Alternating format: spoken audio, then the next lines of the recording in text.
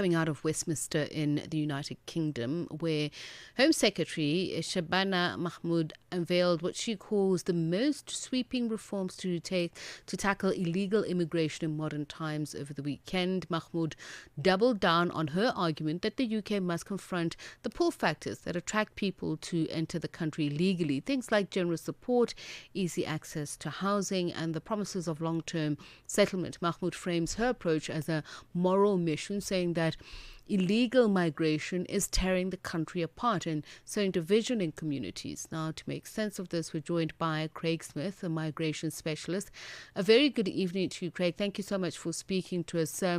Your thoughts on what the Home Secretary is saying and how she's also just framing the whole thing. And is it something that would be appealing to Britons at the moment, given the challenges that they've been facing? I mean, the globe at large really being impacted by geopolitical shifts. Sure. Look, it's a worldwide phenomenon where the first world wealthier countries they have been complaining for a long time about illegal immigration and how it impacts on the economy and so many other aspects in terms of its public resources. But you must never forget, for centuries, these countries colonized the rest of the world, including Africa, Middle East, Asia, Americas. And it's time that they need to realize that migration is here to stay. People will move in good and bad times. And there are those times, like asylum seekers deal with each and every day, that we do not even appreciate what they go through in their home countries. Those are what we call the push factors, and it's a reality. In this day and age, there are many countries that are suffering through environmental disasters, war, economic issues, and those are typically considered to be factors that would want to compel those citizens to move to other places of safety, or to be compelled to seek, whether we call it asylum shopping, as the Home Secretary calls it, but they would be compelled to look for greener pastures, and rightfully so. Hmm.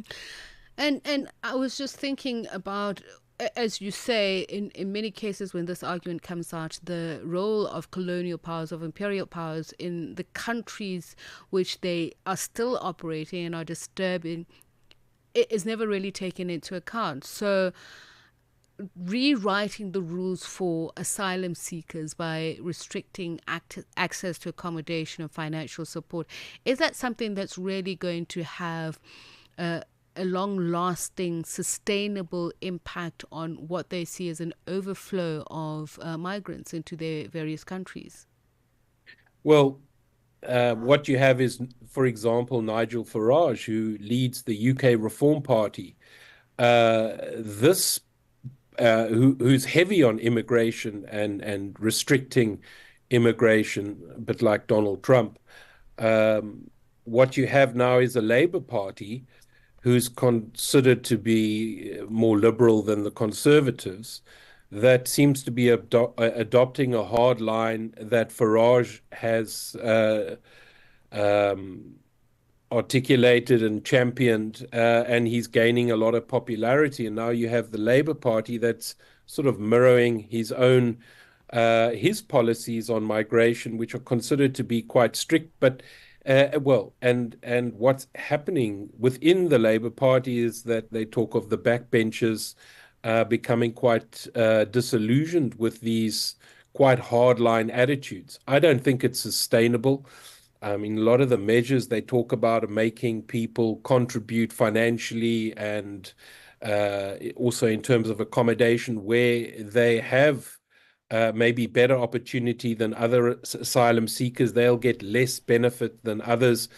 But after all, it's just a policy document. I mean, I don't think it, I didn't see the news today, but in Parliament, I don't think it goes down very well, although the Reform Party would take credit for this hardline attitude. But I mean, it doesn't sound like a liberal sort of cue from the what you would expect from the Labour Party. And also, if you think of the population in the UK, I think it's some 69 million. I mean, the percentage of asylum seekers pales into insignificance in effect.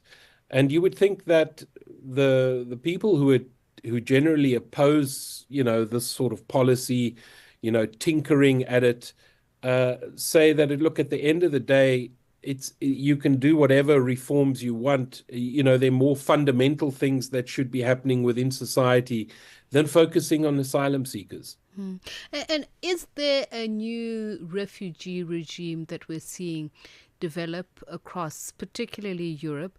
And we are seeing what President Donald Trump is doing with his own foreign policy in terms of whether it's sovereignty and humanitarian imperatives. And how helpful is it what we're seeing? Is it based on data also? Let's take Nigel Farage from the Reform Party. He says, look, it's a capacity issue.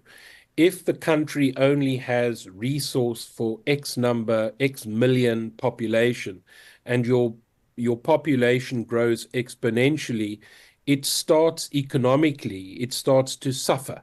And there's not enough financial resources to cover everyone in giving healthcare and all the rest, and the taxpayers will pay. That's the UK argument.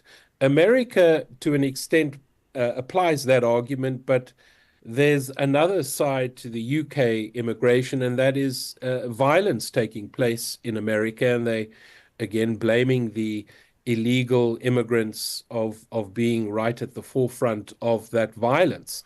And so that's what they attempt to justify getting rid of the asylum seekers.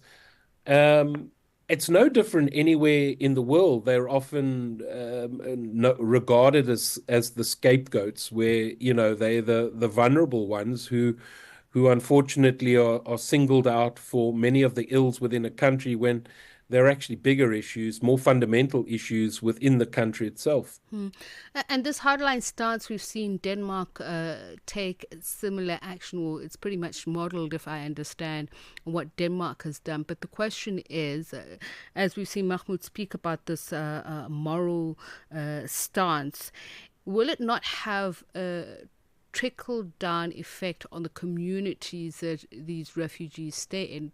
Will it not result in some sort of destabilization, especially if you're saying that you're going to deal with the economic burden or demand that they contribute, these asylum seekers or migrants who are living in these communities? Look, what they tried to do in Denmark, and apparently they've been successful in removing those failed asylum seekers. They say they've removed 95% of the failed asylum seekers. That means if you come into the country, in most countries that are signatories to these asylum instruments, which started from after the Second World War, um, you have the right to apply for asylum when you enter that country. The big challenge often is if you refuse these asylum seekers, there's the other side of removing them.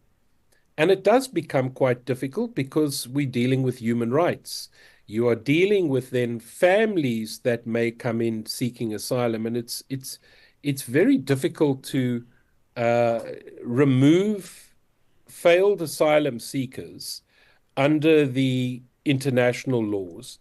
And that is the problem. And the problem, for example, in the UK would be they have the European Council for Human Rights, which the UK are signatories of. So you can have, even if you take a hard line on these refugee or these asylum policies, they'll get shot down in terms of removals. If they try and copy Denmark and say, we need to remove as many people who fail, it's probably not going to pass the test in the human rights courts, and government will effectively not achieve its objectives.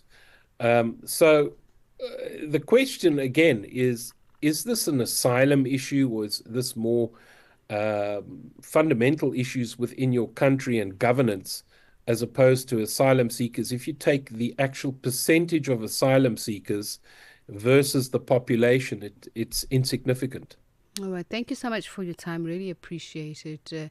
Speaking to us about what is happening in the UK, just in terms of the suggestions being made on the refugee status, asylum seekers, challenges. Craig Smith is a migration specialist, and that brings the time to 27 minutes to 10. Are you fluent in French?